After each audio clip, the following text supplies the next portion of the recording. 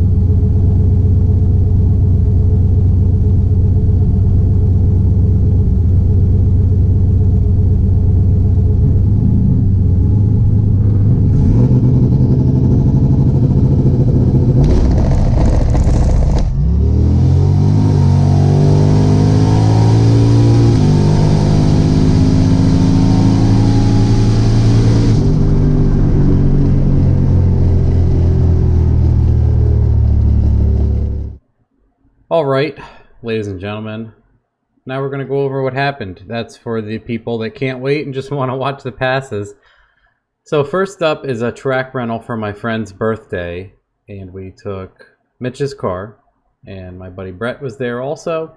And first pass with Mitch's car, He had already made a pass or two at a rental and lost an intercooler pipe, so I was going to go with him this time, iron some things out, help him out, change a few things, see how the car does when we lean on it. And first pass was like a 3500 launch at 7.8 pounds, and it did a nice little wheelie, cut a good 60, and it went a 940 at 138 on medium boost. I was like, man, we're going 8s today. I don't want to say it out loud, but I'm gonna, next tune-up or two, hopefully we don't turtle the car, and Mitch goes 8s. And then Brett was foot braking on wastegate on his pass. You could see he went like a 1004. The weather was especially terrible today. It was like a 3600 DA. It was extremely hot and humid. You can see it was just ready to rain at any second on the top of the mountain. It's so gray and crappy outside. So we're like, man, this thing's primed. We're gonna get maybe a low 9 out of it, go to Cecil or Atco on a much nicer day than today and just hang out an 8-second pass, no problem. We're there, boys, don't worry about it. It'll be easy, and we can gloat about it and make fun of people that can't do it, right? So it seemed like we tried to hit it with a bunch of power and just couldn't hook it.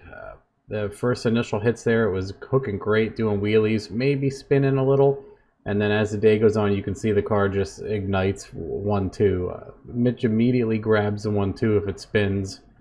As I've said, or he already knows how to do, I can't remember, honestly. I say it all the time. If it's going to spin, there's no use in pedaling first other than hurting your transmission. Just grab for second, and if it's not really going to hook second, grab for overdrive, or not overdrive. Grab high, and if it spins high, you're going to hit the wall, or you're not going to make a good pass anyway. So on top of that, Brett was spinning, but again, it was a rental. Not many people were going very fast. A storm was coming. They're going to have to spend like hundreds of dollars in prep to drag and probably get rained on immediately. So they just didn't do it, and no one was upset about it. Just wasn't happening today. So Brett, while he was turning up his power and trying to make some glory passes, was pedaling a lot, and he has a TH350 with a brake, and it was never built with triple the horsepower that he has now in mind, and he heard it. He didn't get to take it apart yet, but he heard it. It doesn't want to go forward. He let it cool off for a while and was able to like creep it onto his trailer and creep it into his garage later, but other than that, it's hurt. So he's going to take it apart, and if it's an easy fix, he's just going to fix it. If it's not an easy fix, he's going to do something else about it. But he will figure it out when he gets to that crossroad. So then, fast forward a week or two later, Mitch and I go to another rental, and it's Atco, and the weather's beautiful. It's like a 300 DA, 68 degrees, overcast, ready to rock. People are there with Mustangs, all sorts of different Mustangs, and the cars are hanging tire. I'm like, here we go. So I load in the tune-up, like a kill tune-up, to hang out an 890 first pass, or hopefully, and it just spins like crazy, and you can see in the video it just ignites tire, and he's just spinning all the way through everything, and he's like, what is going on here? This thing's spinning bad.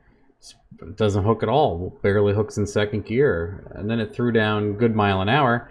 And one of the passes, I have it on my phone, I'll look it up here, I don't think I show it in the video.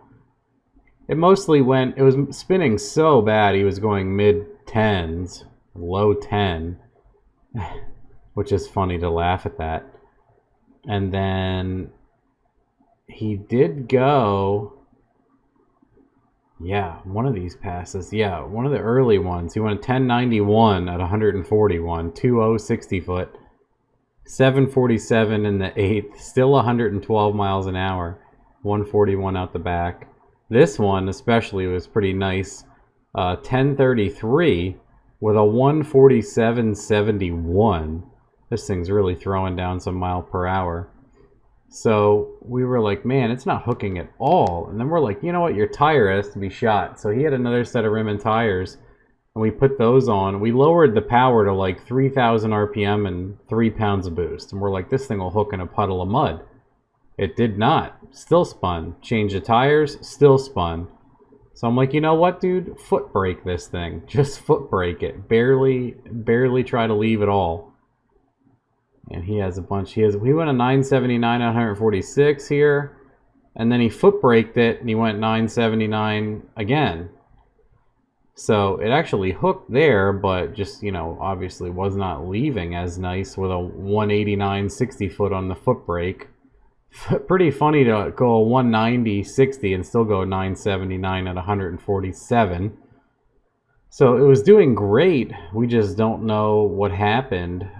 We thought it was the tires initially, and then I'm like, you know what? After that initial wheelie or two at New Media, you couldn't hook at all.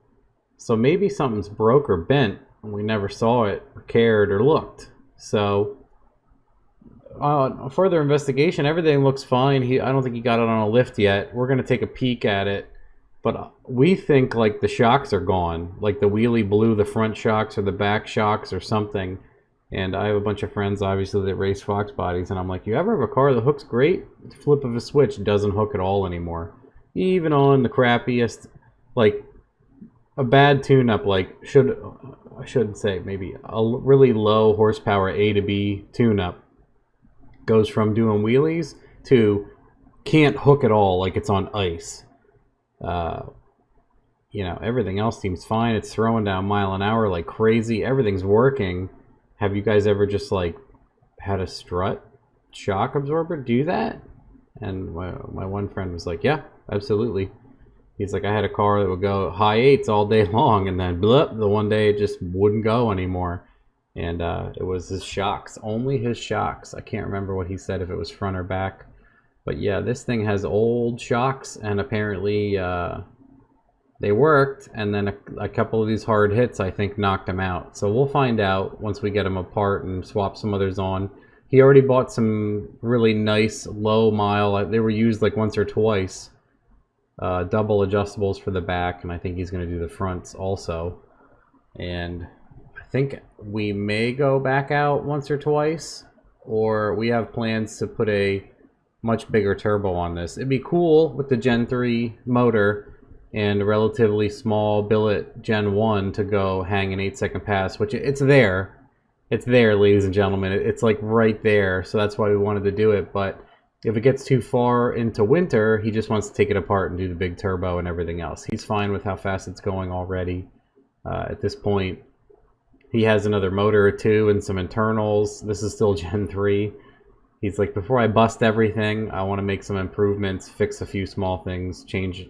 He has the factory Ford starter solenoid and some other dumb stuff in there. Get rid of that. Yeah, little homework list. Big turbo. We're going to do a billet 88-103 from VS. And he has like a 2.5-inch China core on this thing. We're going to go to a much bigger VS, like I think a 4-inch we're going to try. And the 88-103, we're going to use all the Monkey Fab hot side stuff, twin gates, the whole 9 yards. See how that goes, see what kind of power it produces, and get back out with the fixed shocks and swing for the fences. So I wanted to do the New Media update, but then it was spinning, and I'm like, well, it's not too big of an update. And then we go to ACCO, and it's spinning all crazy there too. At least you guys get to see Brett's car and Mitch's car with relatively the same combination, Don't BS Me style build, hammering out 9s like all day long. It's incredible what these cars will do with a relatively economical, potent power plant, right? So again, you have a VS turbo and stock garbage and snake eaters going mid-9s all day long again. Everything else just can't survive. The car, the chassis, and the transmissions get beat up, but part of the game. So just wanted to show all that off and talk about it a little bit, give you guys an update on the cars, and that's about it. Let me know if you have any questions about these setups. There's a bunch of videos on them. We got to do like a big follow-up on Brett's and Mitch's also coming up. Talk about the car and talk to Mitch and Brett, etc. Especially Brett, because his is like the showstopper edition of the Don't BS Me 2.0. So It is 2:30 a.m. Have a good night. Bye.